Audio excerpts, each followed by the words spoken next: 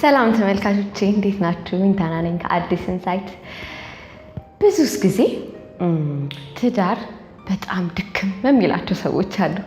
ለምንድን ነው በፊት የምናደርገው ተገናኝተን ተነፋፍቀን ዘንጠን ሽቷችንን ተቀባብተን በቃ አብረን ለመሆን ቸኩለን ተገናኝተን ደስ የሚል ጊዜ ደስ የሚል ምሽት አሳልፈን ነው የምንለያየው።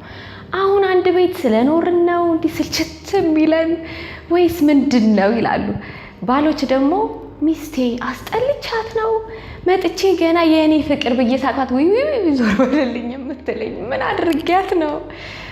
ሚስቶች ደግሞ ብዙ ጊዜ የሚሉት ይሄ ሰውዬ አንድ ነገር ሳይለምድ አይቀርም፣ ጣል ጣል አድርጎኛል፣ ያገኘሁት ዕለት ግን ወይኔ ወይ እሱ ነው የሚሉት።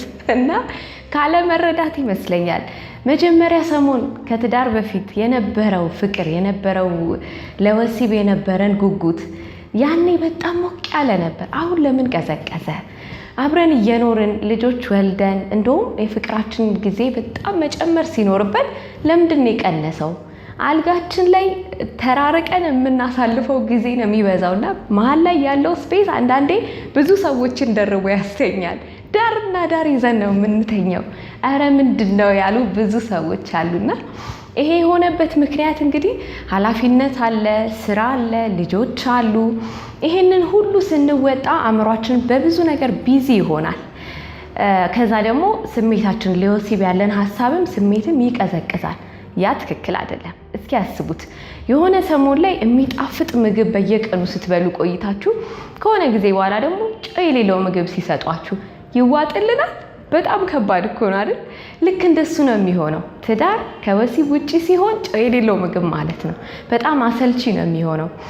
ይህንንም ደግሞ ማስተካከል የምንችልበት 6 አይነት የምግብ አይነቶች አሉ። በጣም ደስ ይላል አይደል? ተፈጥሮ ራሱ እኮ ባላንስ አድርጎ የሚያስፈልገንን ነገር ሁሉ ሰጥቶናል። እኛ ደግሞ የተሰጠንን ነገር በአግባቡ መጠቀም አለብን አይደል? ስለዚህ ዛሬ ስለ 6ቱ ወሲብ ስሜትን የሚያነቃቁ ምግቦች እናወራለን። አብራችሁ ይቆዩ። አንደኛው የወሲብ ስሜትን የሚጨምረው የምግብ አይነት ካካኦ ነው። ብዙዎቻችን እኮ እናውቀዋለን አይደል? በዳቦ፣ በኬክ፣ በካፑቺኖ በተለያየ ነገሮች እንጠቀመዋለን፣ ግን ስለማናዘወትረው ጥቅሙን ሼር አናደርግም። ካካኦ ዶፓሚን እና ሴሮቶኒን የተባሉ ንጥረ ነገሮች በሰውነታችን ውስጥ እንዲጨምሩ ያደርጋል። ያም እነዚህ የሚሰሩት ምንድን ነው? ዶፓሚን ስሜታችን ለወሲብ ያለን ስሜታችን እንዲጨምርና እንዲነቃቃ ያደርጋል። ሴሮቶኒን ደግሞ አእምሯችን ዘና ብሎ እንዲቆይ ያደርገናል። እንግዲህ ብዙዎቻችን ብዙ ኃላፊነት አለብን፣ የቤት ኃላፊነት፣ የስራ፣ የተለያየ ጉዳይና በብዙ ነገር ስንወጣጠር አእምሯችን ዘና አይልም። ዘና ለማድረግ ራሳችንን ስንጥር ደግሞ ትግል ነው የሚሆንብን። ለወሲብ ራሳችንን ሆነ ብለን ማዘጋጀት አንችልም። ሰውነታችንን ግን በእነዚህ ምግቦች በመጠቀም ማስተካከልና ማነቃቃት እንችላለን። ኦፍኮርስ ቀን ቀን ላናስበው እንችላለን። ማታም እንደዚሁ ግዴታ አብረን ስለምንተኛ ብቻ እየደበረን ነው የምንተኛ፣ ወይ ደግሞ ግንኙነቱ ብዙ ላይ ያስደስተን ይችላል።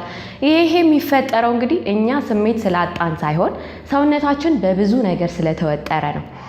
አንደኛው ይሄ ካካኦ ነው። እሱን አዘውትረን በመጠቀም ስሜታችን ከፍተኛ እንዲሆን አእምሯችንን በብዙ እንዳይጨናነቅና ኃላፊነትን ቢኖርብን ግን ዘና ማለት እንድንችል ያደርገናል።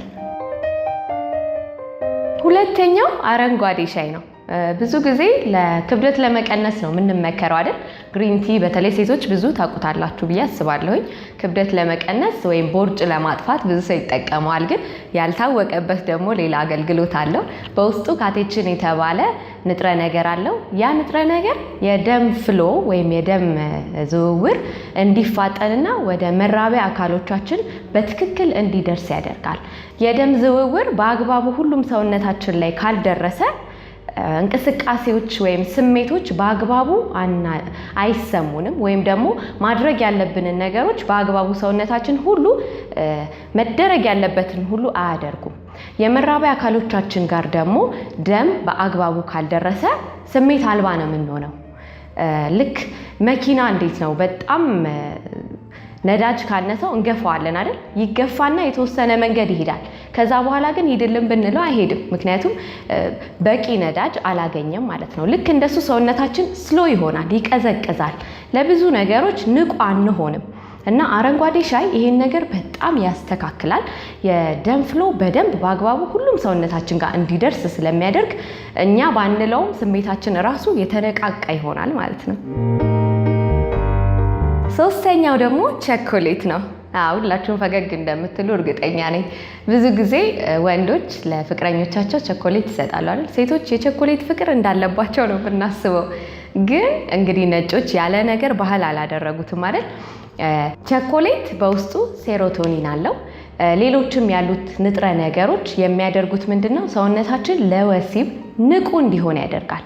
አሁን አንዳንድ ጊዜ የምንበላው ምግብ ለወሲብ ያነቃቃናል የሚለው ነገር ብዙ ሰዎች ላይዋጥላቸው ይችላል። ግን እንዲሁ ስናስበው ተፈጥሮ ራሱ ለእኛ የሚያስፈልገንን ነገር አዘጋጅቷል ብዬ አስባለሁኝና ውስጡ ያለውን ነገር ደግሞ ካወቅን በአግባቡ መጠቀም ይኖርብናል።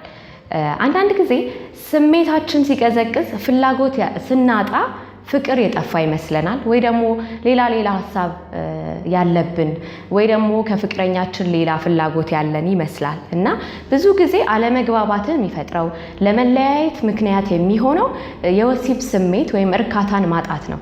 ብዙ ሴቶች ይሄንን ኮሜንት አድርገውኛል። ወሲብ እናደርጋለን፣ ኦፍ ኮርስ ባሌን እወደዋለሁ፣ ግን ምንም አልረካም፣ እሱ እንደሚደሰተው እኔ አልደሰትም፣ ለምንድን ነው የሚሉ ብዙ ሴቶች አሉ። እንግዲህ ሰውነታችን እንዳልኳችሁ በተለያየ ምክንያት ስሜታችን እንዲጠፋ ያደርጋል።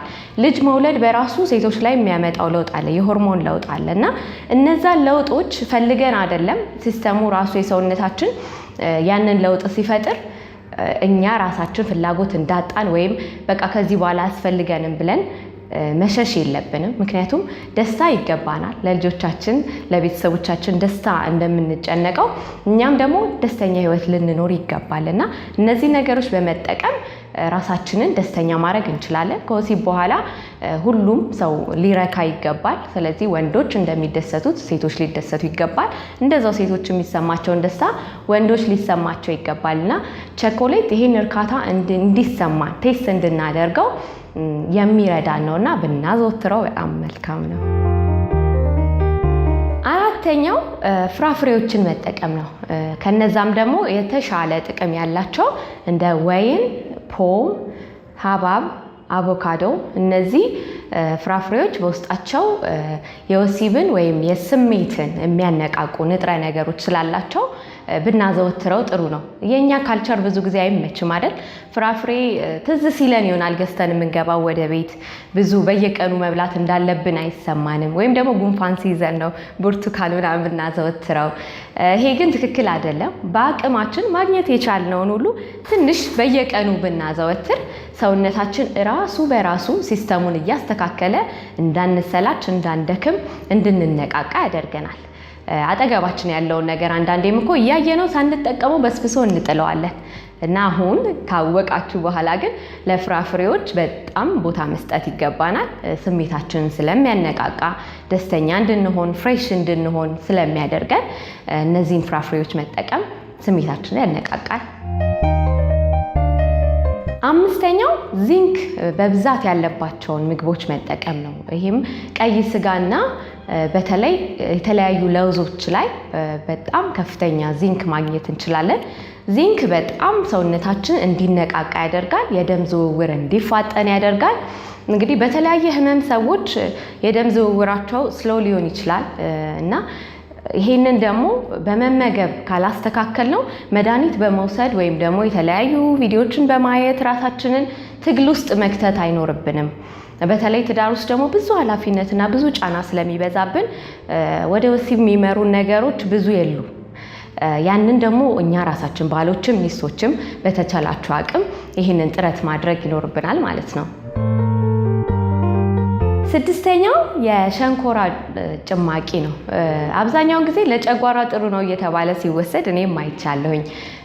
ግን በብዙ ጊዜ አፍሪካ ሀገሮች ላይ ዩጋንዳ፣ ኬንያ አካባቢ ለስንፈተ ወሲብ ላለባቸው ሰዎች የባህል ሕክምና ሆኖ አገልግሎት ላይ ይውላል። ብዙዎች ለውጥ አግኝተውበታል። ደጋግመውን በመጠቀም ነው ለውጡን የሚያገኙትና ጨጓራችሁን ሲያማችሁ ብቻ ሳይሆን እንደዚሁ ሰውነታችሁን ጤናማ ለማድረግ እና የወሲብ ህይወታችሁንም የተስተካከለ ደስ የሚል በግድ የሚደረግ ሳይሆን በፍላጎትና በደስታ የሚደረግ ሲያልቅም ደግሞ በርካታ የሚያልቅ ማድረግ ይቻላል ማለት ነው። በአጋጣሚ አንድ ባል ሲተርት የሰማሁትን ልንገራችሁ። ከስራ ስመለስ አለ ቤቴ ሚስቴ ትናፍቀኛለች፣ እሷም ቀድማኝ ነው የምትገባው ከስራ ግን በቃ እማስበው አለ ቆንጅዬ ቢጃማ ለብሳ አምሮባት ምናምን ለማግኘት ነው። እንደው ሁሌ እንደዛ ቢሆን እመኛለሁ አለ። አንዳንዴ ትነቃቃለች እኮ ግን አብዛኛውን ጊዜ ስልችት ስለሚላት ሶፋ ላይ ጋቢዋን ለብሳ ወይ አጥሚቷን እየጠጣች ነው ማገኛት ይላል። እና ገና ስገባ በልና ቁጭ በልና አጥሚትን ጠጣ እባላለሁ አለ። ከዛ እኔም ቁጭ እላለሁ፣ አጥሚት ይጠጣል። እኔም አጥሚት አንቺም አጥሚት፣ ስራ የለም ዛሬ ሌሊት እያልኩኝ እተኛለሁ ይላል። እንግዲህ የምንመገባቸው ነገሮች እንቅልፋም ያደርጉናል፣ የተነቃቃንና ደስተኛ ሰዎችም ያደርገናልና ትዳራችሁን የወሲብ ህይወታችሁን ኢንጆይ ለማድረግ ተፈጥሮ የሰጣችሁን ነገር ሁሉ መጠቀም መልመድ አለባችሁ። ደስተኛና በርካታ የተሞላ ህይወት እመኝላችኋለሁ። አብራችሁን ስለቆያችሁ በጣም ደስ ብሎኛል። ኮሜንት እና ሰብስክራይብ እንዳትረሱ። የዛሬን ጨረስኩ። ቻው